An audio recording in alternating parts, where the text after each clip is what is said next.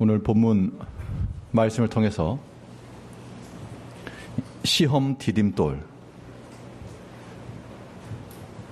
디딤돌이라는 제목으로 하나님 말씀 증거하겠습니다. 본디 시험이라고 하는 것은 걸려 넘어지는 겁니다. 그래서 우리의 인생의 길에 장애물이 되고 넘어지는 걸림돌이 되기 마련인데, 근데 우리 신앙인들은, 지혜로운 신앙인들은 이러한 시험거리라도 우리 신앙의 유익으로 바꿔낼 수 있는 힘이 필요합니다. 삼국지 적벽대전에 나오는 일화를 보면 그 화살 10만 개를 어떻게 마련하느냐. 배를 띄워가지고 적군이 쏜 화살을 그대로 모아다가 아군의 무기로 삼은 겁니다. 비록 날아오는 화살, 수많은 빗발치는 화살은 큰 타격이고 시련이나 그것을 다루니까, 모으니까 도리어 자신의 힘이 되었다는 겁니다.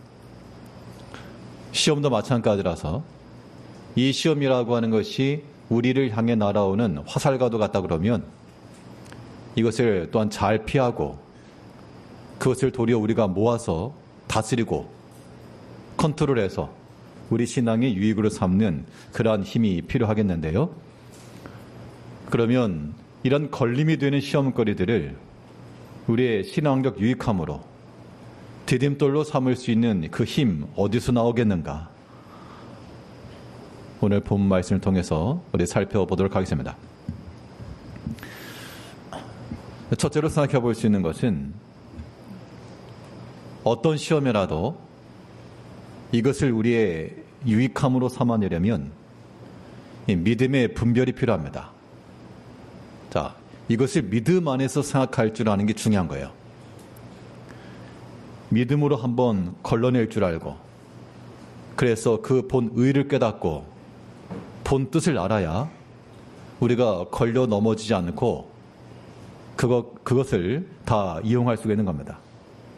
자, 믿음의 분별이라고 하는 것은 우리의 판단 체계가 성급하지 않고요, 세상에 속한 것이 되지 않고 믿음 안에서 이루어지는 것을 말합니다.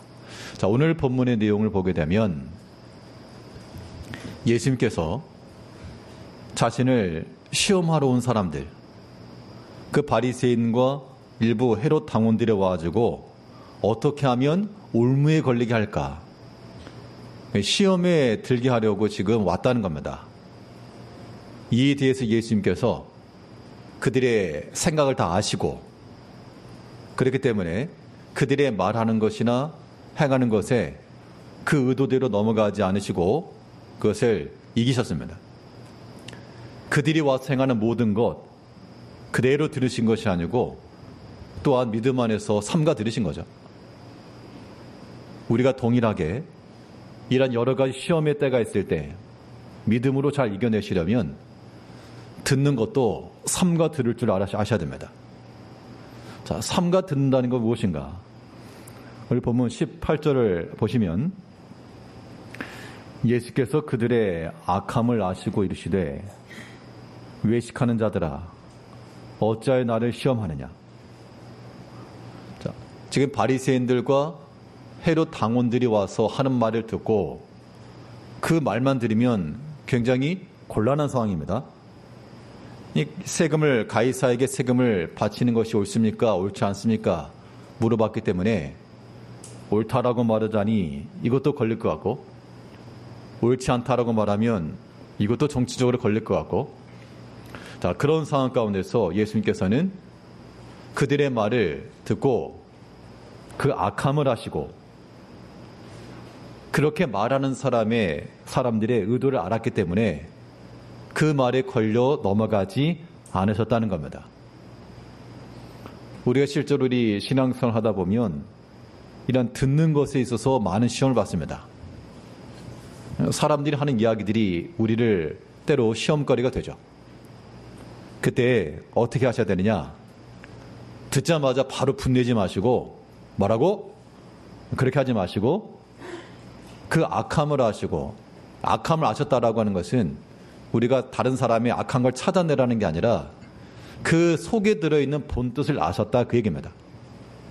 그때 어떤 경우에는 악한 마음을 가지고 말하는 경우도 있으니 그 악한 의도를 우리가 알았으면 우리가 방어를 하면 될 것이고, 또 어떤 경우에는 특별히 표현을 하지 않았지만 선한 의도를 가지고 아끼는 마음을 가지고 말할 때도 있거든요. 그럴 때는 또 그것을 듣고 서로 피차 간에 말은 없어도 그것을 알아야 우리가 그런 상황 가운데서 적절하게 대응해 나갈 수 있다는 겁니다. 반응이라고 하는 것이요.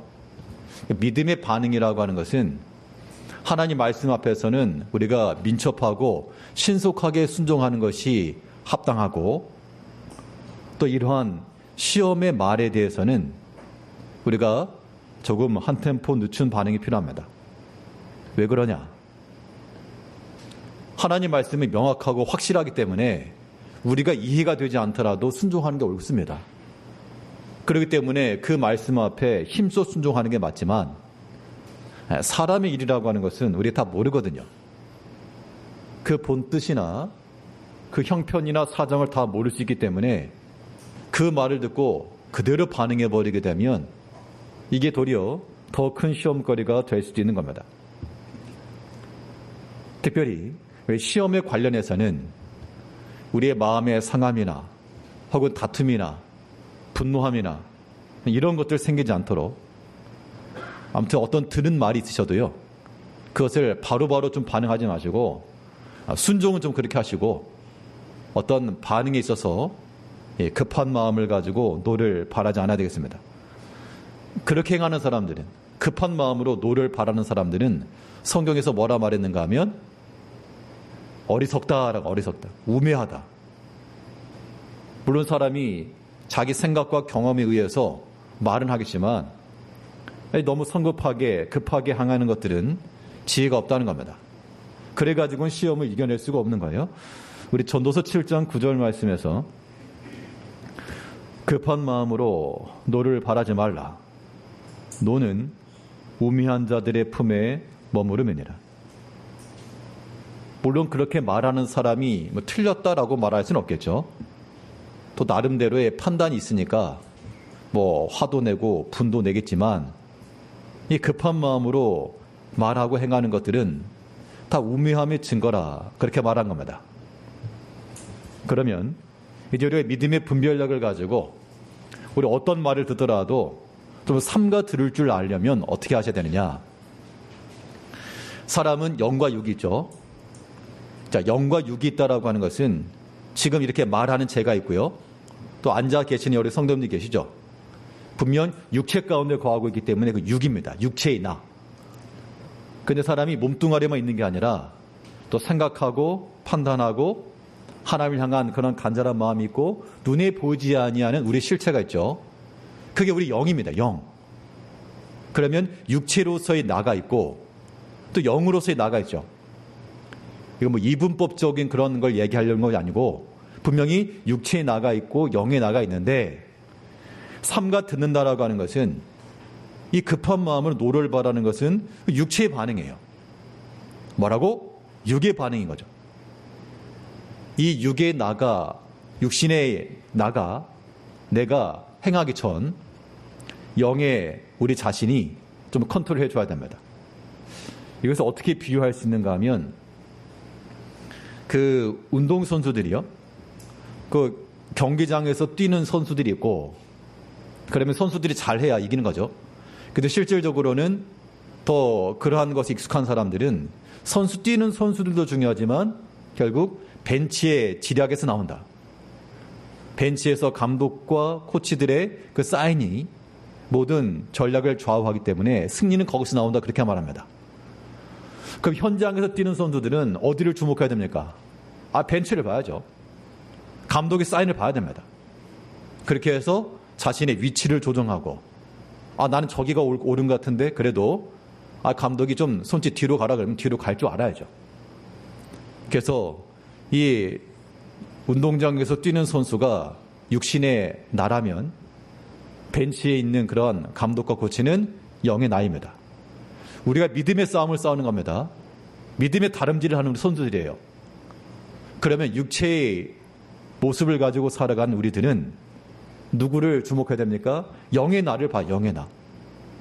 그래서 우리가 어떤 말을 듣고 나서 순간적으로 이런 분한 마음이 일어나서 욱 할지라도 이 급한 마음으로 노를 바라고자 할 때 벤치에서 아야 잠잠해라, 멈춰라, 뒤로 가라. 그러면 그 사인 보고 좀 물러갈 줄 알아야지. 그렇지 않으면 더 큰 분란과 다툼이 일어나는 겁니다. 우리가 삼가 듣는다라고 하는 것, 우리의 영이 우리의 육체를 조금 컨트롤하고 판단해주고 말릴 수가 있어야 됩니다. 다른 사람이 못 말리죠. 다른 사람이 우리 못 말립니다.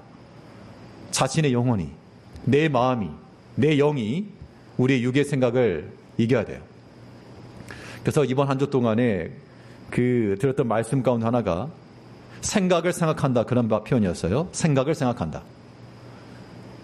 내가 무엇인가를 생각하며 판단할 때 그 생각이 과연 믿음에 속한 거냐, 이러한 생각과 결정이 유익하겠냐 라고 하는 것까지 생각을 해라. 그 생각에 대한 생각이 있을 때 우리가 분별 가능하고요, 어떤 걸 듣거나 보거나 거기에 대한 판단, 바른 판단 가능하다는 겁니다. 참 시험거리라고 하는 것은 듣는 것이 5할 이상입니다. 어떤 말을 듣고 속이 상하기도 하고요, 어떻게 그렇게 말하냐, 어떻게 그렇게 행하냐 라고 하지만 우리가 사실은 더 정확히 알지 못하고 그렇게 말할 때가 많아요. 급한 마음으로 노를 바라는 것은 우미한 것과 같다 그랬습니다. 이런 시험거리들이 우리 가운데 임하지 않도록 어떤 말이라도 좀 삼가 들으시고, 또 영의 나가, 영의 내가 육의 나를 좀 말려주고 참아라, 좀 입을 좀 막아주고 멈춰라, 손을 좀 잡아주고 참아라. 그렇게 해서 어떤 시험이라도 절대 넘어지지 마시고, 걸려 넘어지지 마시고 도리어 유익함으로 삼을 줄 아는 그러한 성도님들이 되어야 되겠습니다. 예수님께서 이렇게 말을 들었을 때 굉장히 곤란한 겁니다.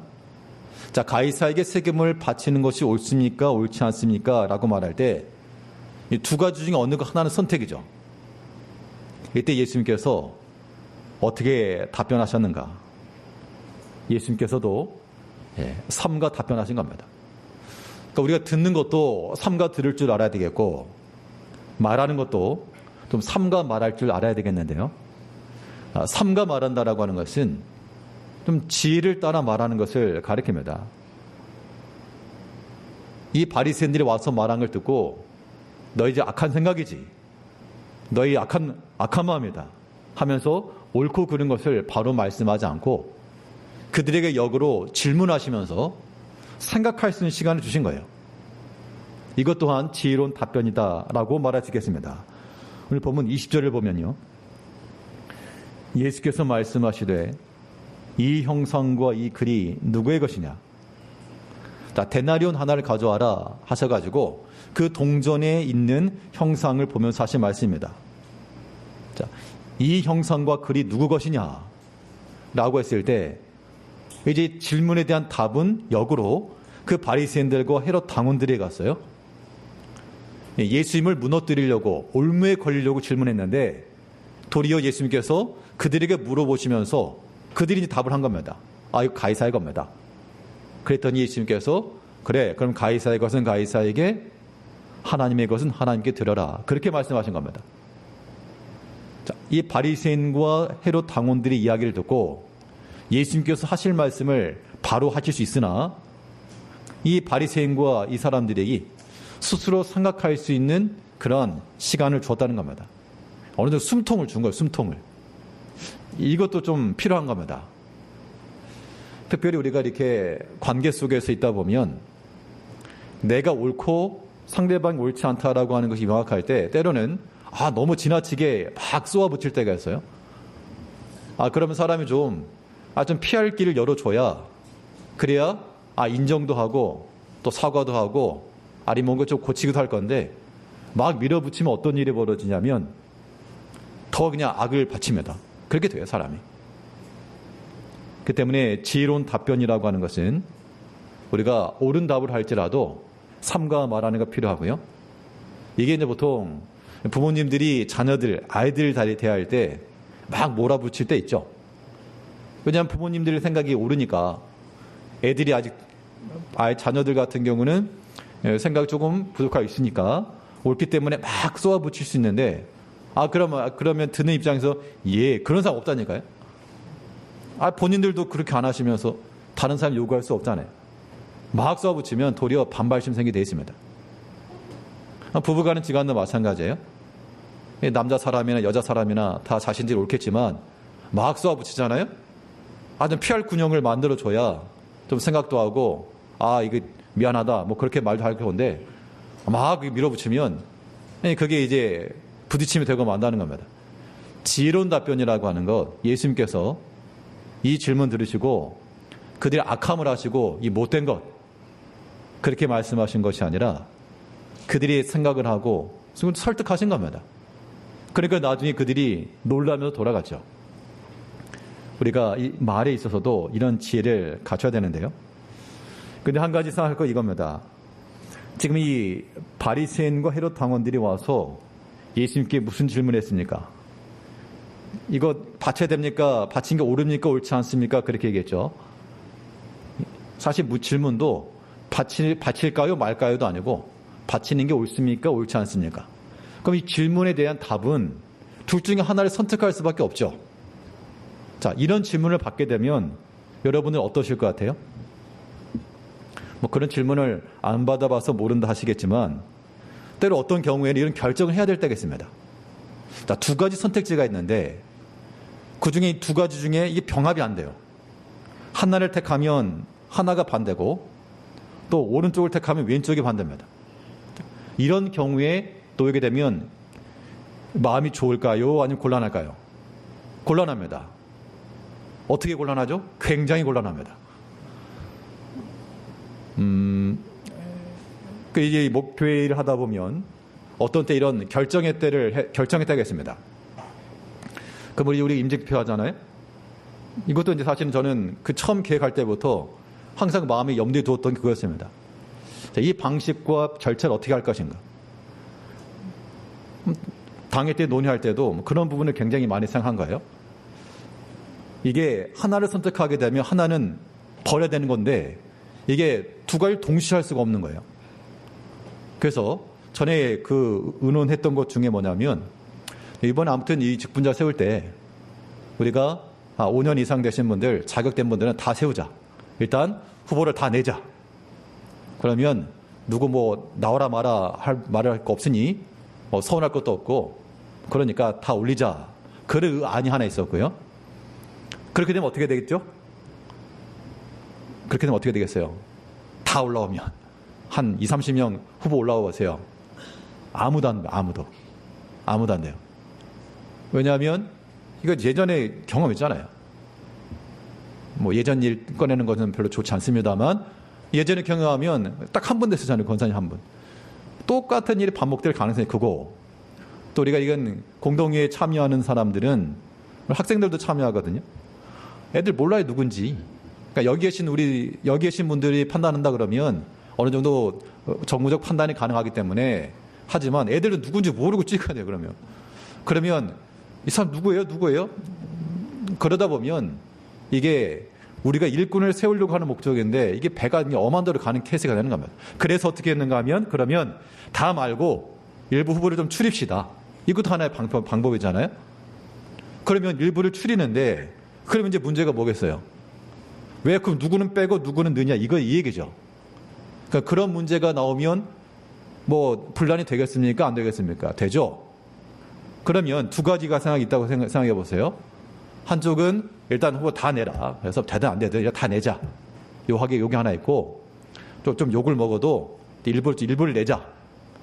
그렇게 되면 이 두 가지는 병행이 될 수 없습니다. 어느 쪽에서든 이제 말이 나올 수 있거든요. 물론 이제 우리가 일을 진행할 거기 때문에 어떻게든 우리 판단할 거, 결정할 것이지만, 비난을 하시려면, 우리 장로님들 같이 하는 거니까 저한테만 욕하지 마시고, 예, 네 분이니까, 네 사람이니까 4분의 1만 저를 욕하시고, 좀 나눠가지고 우리 장로님들 골고루. 그런데, 그럴 때도 충분히 생각을 하고, 또 충분히 여러 입장이 있고 다 고려를 해서 하는 거기 때문에 그런 부분들에서는 성도님께서 좀 양해를 해 주셔야 되고, 또 만약 후보를 냈을 경우에는, 만일 전체가 아닌 일부를 냈을 경우에는 이분들은 일꾼으로 세워도 됩니다 라고 하는 인정하는 거기 때문에, 투표라고 하는 것이 내가 투표를 통해서 이 사람 세운다 떨어뜨린다가 아니라, 예, 순종하는 마음으로 이분들을 세우겠습니다, 찬성하는 의미에서 하는 거에 돼야지, 그렇게 되지 않으면요, 이거 정말, 예, 아무도 세우지 않는 거예요. 일할 사람 없습니다. 물론 집사님들 충분히 일할 수 있죠. 뭐 그런 건 의미가 없어요. 그러나 우리가 좀 더 사명감을 가지고 일한다 할 때 그런 건데, 이 오늘 말씀에는 같은 거예요. 곤란한 겁니다. 참 곤란해요. 이 목회자 입장에서는 모든 성도들 시험 드는 사람 하나도 없이 다 함께 나가고 싶은데, 어떤 경우에는 이런 결정의 때가 온다는 겁니다. 당연히 이럴 때는 어느 한쪽으로 누구의 말을 듣고, 그게 아니라 어떻게 하면 전체를 위함이 될까, 그런 생각을 가지고 하는 거기 때문에 가부간에 어떤 판단을 내리더라도 나와 내 생각이 좀 다르더라도요, 왜 그러냐 그렇게 말씀하지 마시고, 그렇게 말씀하신 분들은 제가 신앙 인격을 의심할 거예요. 그리고 지금까지 믿어온 그런 믿음의 역량 안에서 다 믿음 안에서 일을 이루신 줄 알고 순종하는 마음을 가지고 하셔야 됩니다. 또 만약 후보를 이렇게 걸러낸다 그러면 뭐 자격이 없어서가 아니에요. 다 충분히 자격이 있지만 믿음도 있으시고요. 또 형평상 뭐 일하려고 뽑는 거잖아요. 근데 어떤 일을 해야 될 때 개인적 상황이나 일할 수 없는 그런 형편일 수 있으니, 그런 부분에서 조금 이렇게 후보를 낸다는 그런 측면도 있고, 또 연차도 있잖아요. 나이대도 있고 하기 때문에 그런 것도 좀 고려를 하고, 점점 지나가면서 이제 일꾼을 세워야 되는 거 아니겠습니까? 그런 면도 있고, 아무튼 종합적인 면으로서 생각하고 욕먹을 걸 생각하면서 하는 거기 때문에, 아무튼 그런 모든 일을 행할 때에도 좀 양해를 하시고요. 자, 비난하시더라도 왜 그렇게 하면 저한테는 한마디만 해주세요. 왜만. 나머지 한 단어씩은 저 장로님들한테. 그래서 아무튼 어려움이 어렵습니다. 어렵지만 그래도 우리가 믿음만 행하는 거니까 이 말씀 보면서 이 말을 할까 말까 고민하다가 어차피 이제 말할 때가 되었기 때문에 말씀드리는 것인데요. 우리가 어떤 말을 행할 때에도 우리가 급한 마음으로 노를 바라는 것, 이것은 우매한 것이고, 그럼 어떻게 말해야 되냐? 성경에서 말하는 바가 있죠. 우리 골로새 4장 6절을 보게 되면요. 골로새 4장 6절에서 자, 너희 말을 항상 은혜 가운데서 소금으로 맛을 냄과 같이 하라. 그리하면 각 사람에게 마땅히 대답할 것을 알리라. 자, 은혜 가운데서 말한다라고 하는 것은 그 각주를 보게 되면 감사함으로 말한다라고도 표현되어 있습니다. 그러니까 우리가 믿음 안에서 시험 가운데 들지 않고 도리어 그 시험거리를 발로 밟고 우리 영혼의 유익함을 삼으려면 우리의 답변하는 것, 말하는 것이 어리석은 자와 같이 말하지 말고 은혜 가운데서, 자, 은혜 가운데서 말한다는 것은 어떻게 하면서요? 감사하면서 하는 말이라 라고 생각을 하셔야 됩니다. 그래야 하나님 일이 될 거 아니겠어요? 그래야 본인의 영에도 유익함이 있고 단 형제들에게도 유익함을 끼칠 수가 있겠죠. 그렇게 하면서 답을 하는 것, 이것이 지혜라고 하는 겁니다. 예수님의 답변은 예수님의 생각을 막 쏘아 붙이듯이 그들의 잘못된 것을 지적하듯이 말씀하신 것이 아니고 그들이 충분히 듣고 이해할 수 있는 그런 수준으로 이렇게 생각할 수 있는 시간을 주면서 답해 주신 겁니다. 이제 우리의 모든 듣는 것과 말하는 것이 아무튼 시험에 들지 않는 게 중요합니다. 예수님께서 가르쳐 주신 기도에도 시험에 들지 않도록, 시험에 들지 않기를 간구하는 그 기도가 있었기 때문에 어떤 일이든 시험에 들지 않도록 삼가 들으시고 삼가 답변할 수 있는 우리 성도님들이 되셔야 되겠습니다. 둘째로 이 걸림이 되는 시험거리들을 도리어 우리 영혼의 유익함으로 삼을 수 있는 힘 어디서 나오겠는가? 오늘 본문에서 말씀하는 바는 믿음의 균형을 이룸에 있다고 했습니다. 믿음의 균형을 이루는 것, 우리가 시험 가운데 빠지지 않고 이겨내는 길인데요. 자, 믿음의 균형이라고 하는 것은 우리의 신앙과 삶이라고 하는 이 두 가지가 분리되지 않고 각각에서 그러한 역할들을 잘 감당해 줘야 될 것을 말하고 있습니다. 예수님의 답변은 가이사의 것은 가이사에게, 이 말은 가이사의 것은 가이사에게 바쳐라, 그 말씀이죠. 이것은 세상에 대한 그러한 의무나 세상 일에 대해서도 너희가 믿음으로 행하라 라고 하는 걸 보여주고 있는 겁니다. 가이사의 것을 가이사에게 드린다라고 하는 말이 세상대로가 아니라 비록 세상에 대하여서도 너희는 믿음으로 행하라 라고 하는 것을 말씀하신 겁니다. 우리 본문 21절을 보게 되면 이에 이르시되 가이사의 것은 가이사에게 하나님의 것은 하나님께 바치라 하시니, 우리가 세상 일을 함에 있어서도 그 방식은 하나님의 방식이 되어야 마땅합니다. 하나님께서 우리에게 주신 방식이라고 하는 것은 어떤 방식이죠? 꾀를 부리고 적당히 하는 것 아니고요, 성실함을 가지고 또 충성함을 가지고 행하는 겁니다. 각자의 어떤 직장 생활이나 개인적으로 하신 일들 중에서도요, 우리가 오늘 오전 청년들에게도 좀 그런 얘기를 해줬는데, 여러분들이 뭐 직장 생활을 하건 무엇을 하건 요즘 세대들은 뭐 정시 출근, 정시 퇴근 뭐 그런 게 뭐 합당한 것처럼 여겨지지만 꼭 그것만이 합당한 것은 아니다. 여러분들이 만일 사람을 쓰는 사람을 생각해 봐라. 어떤 사람을 좀 더 평가해 주겠느냐. 할 수 있으면 좀 더 성실히 행하고, 더 할 수만 있으면 좀 더 성의껏 행하라. 그래야지 판단하는 사람 다 본다. 이것저것 다 판단한다. 그래서 우리가 믿음의 일에 대해서 뿐만 아니라 세상 일에 대해서도 눈치껏이 아니라 성심껏 힘을 다하여 성실하게 행해 나가는 것, 이것이 세상에 대하여 믿음을 행하는 겁니다. 자, 가이사의 것은 가이사라고 하는 것이 뭐 세금 내고 이런 것만 의미하지 않아요. 세상을 향한 우리 신앙인들의 삶의 자세와 태도를 말하는 겁니다. 우리가 믿지 않는 세계에 대해서도 우리의 신앙 인격을 가지고요, 그래서 다른 사람들이 우리를 보면서 참으로 하나님 믿는 백성들의 모습들, 그런 모습들을 볼 수 있게 나타내는 것, 이게 하나님 자녀들의 본 모습인 겁니다. 그래서 성경의 가르침은 무엇인가 하면, 너희가 무슨 일을 하든지 눈가림으로만 하지 말라 그랬죠. 눈가림으로만 하지 말고 어떻게 하라 그랬습니까? 너희 마음을 다하여 죽게 하듯 하고 죽게 하듯 하라, 그렇게 가르치고 있어요. 이게 성경의 교훈입니다. 우리 골로새 2장, 골로새 3장 23절에서 무슨 일을 하든지 마음을 다하여 죽게 하듯 하고 사람에게 하듯 하지 말라. 비록 세상 일일지라도 마음을 다하여 행하게 되면 하나님께서 그 속에서 은혜를 입게 하시고 또 거기에서 하나님의 뜻을 이루게 하신다는 겁니다. 성경에 보게 되면 요셉이 감옥에 갇혔을 때 다 똑같은 죄수들이죠. 그런데 나중에 이 요셉이 그 감옥에서 행하는 그 일들이 다른 죄수들과는 달랐을 겁니다. 그러니까 간수가 봤을 때 뭔가 다른 게 보였기 때문에 그에게 그 모든 권세를 내어주고 감옥에 할 수 있는 권한을 임해 줬죠. 아마도 이 요셉이 거기서 성실하고 또 모든 다른 사람들과 같이 그렇게 악하지 않고 그런 모습을 보였을 겁니다. 그게 믿지 않는 사람의 눈에도 보였다는 겁니다. 그게 이제 우리가 은혜를 얻는 길이 돼요. 근데 이제 반대의 경우는 참 안 좋은 겁니다.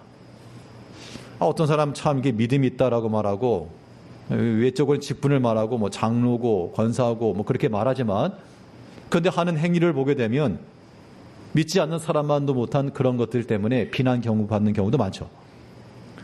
우리가 그러한 자들이 되지 않도록 그런 것을 어떻게 표현하냐면 은혜의 가해자, 그렇게 표현하더라고요. 우리가 가지고 있는 직분들, 분명 귀한 건데 나 저 사람 때문에 예수 안 믿어. 나 저 사람 때문에 교회 안 가. 이러면 하나님의 은혜를 가해하는 거다. 그렇게도 표현을 하긴 하는데 우리가 그런 자가 되지 않도록 어떤 일에든 마음을 다하여 죽게 하듯 하고 믿음의 일은 두말할 것도 아니고요. 우리가 세상 일을 할지라도 그렇게 성실함을 따라 행하게 되면 하나님께서 그 요셉과 함께 하셔가지고 거기에 복을 주셨죠.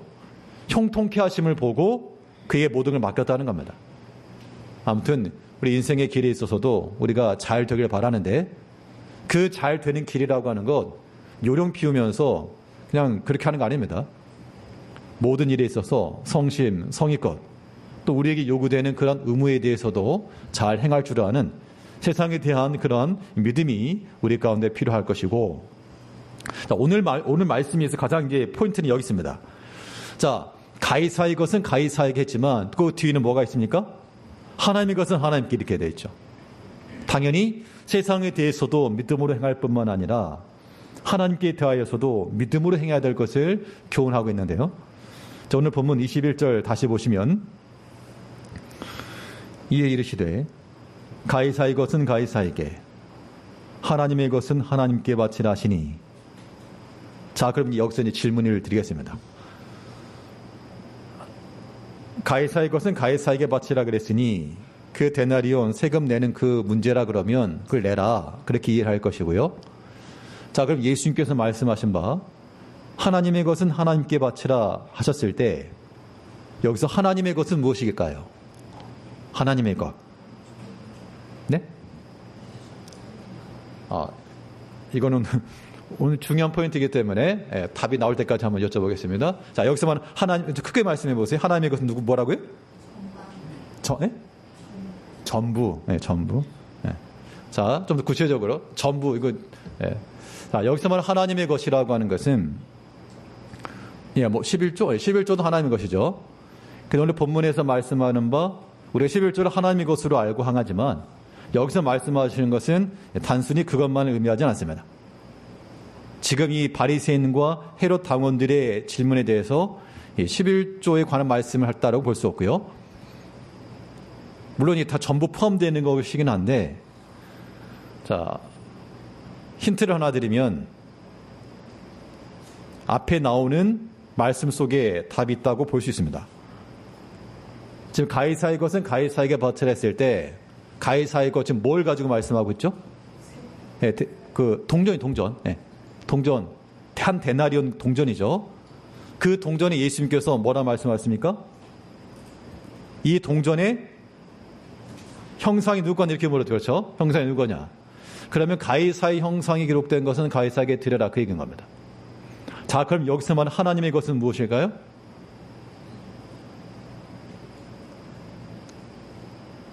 네. 그렇죠. 네. 여기서 말하는 하나님의 것은 가이사의 형상이 기록된 것이 가이사의 것이면 하나님의 형상이 기록된 것이 하나님의 것이므로 하나님의 형상이 어디에 기록되어 있습니까? 말씀도 하나님이 기록한 거지만 하나님의 형상으로 만들어진 게 뭐예요? 우리 자신이죠. 그렇죠?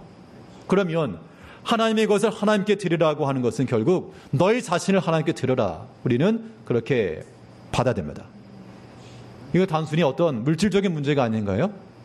분명 이 동전에 기록되었던 형상이라고 하는 것은 그 당시 로마 황제의 형상이 있었고 그 당연히 로마 황제의 것이니 주어라. 그러나 너희는 하나님의 형상으로 지은 바 되었으니 너희 자신을 하나님께 드리기를 힘써라. 이것이 우리를 향하신 주의 메시지인 겁니다. 그러면 이제 우리 자신은 뭡니까? 우리 자신은 하나님 나라의 동전과 같은 거죠. 동전이라 말이 그러면 하나님 나라의 백지수표와 같아가지고 우리가 하나님 나라에 드려진 하나님의 형상으로 기록되었으니 하나님께 드리는 것이 온당하고 하나님 형상으로 기록되었으니 우리가 하나님의 것이 분명하고 그래서 우리 자신을 하나님께 드리기를 힘써야 한다는 겁니다. 자, 하나님께 드리기를 어떻게 하셔야 된다고요? 힘써야 된다. 힘써야. 이게 성경의 명령이요 교훈인 겁니다. 디모데후서 2장 15절에서는 너는 진리의 말씀을 옳게 분별하며 부끄러울 것이 없는 일꾼으로 인정된 자로 자신을 하나님 앞에 드리기를 힘쓰라. 가이사의 형상이 기록되었던 동전은 가이사에 갖다 주어라. 그러나 하나님의 형상으로 지음받은 너희는 하나님의 것이니 하나님 앞에 드리기를 힘쓰라. 이를 위하여 우리가 진리의 말씀을 분별하며 또 주 앞에 부끄러울 것이 없는 하나님 앞에 합당한 자의 모습을 가지고 또 인정된 자라 그랬으니까 하나님 앞에서도 인정된 바 되고 사람 앞에서도 인정된 바가 되어 자신을 하나님 앞에 드리기를 힘쓰는 그런 면면들이 우리 가운데 필요하다는 겁니다. 이게 하나님 형상의 데나리온인 우리 자신을 드리는 길입니다. 오늘 본문에서 예수님께서 자신을 넘어뜨리려고 하는 이러한 올무에 걸릴 수 있는 시험거리를 만나셨으나 예수님께서 삼가 들으시고 또 삼가 답변하시면서 마음속에 그들과 다투지 않으시고 그들이 깨닫고 돌이킬 수 있는 그런 지혜로운 답변을 해주셨고 또한 가이사의 것은 가이사에게 하나님의 걸 하나님께 드리라고 명하셨으니 이제 우리가 우리 삶 가운데 있는 어떠한 일 가운데서라도 결코 시험 가운데 넘어지지 마시고 믿음으로 분별할 줄 알며 또 믿음의 균형 감각을 가지고 세상에 뿌리 박은 영성이니까 하나님 믿는 마음을 가지고 우리가 하나님의 형상의 그런 가치면 이 세상 가운데서도 하나님의 사람으로 살아감으로 어떤 시험이라도 다 이겨내시고 넘어지지 말고 주의 힘 의지하여서 이겨내시는 우리 모든 성도님들 되시기를 바라겠습니다. 기도하겠습니다. 우리를 변함없이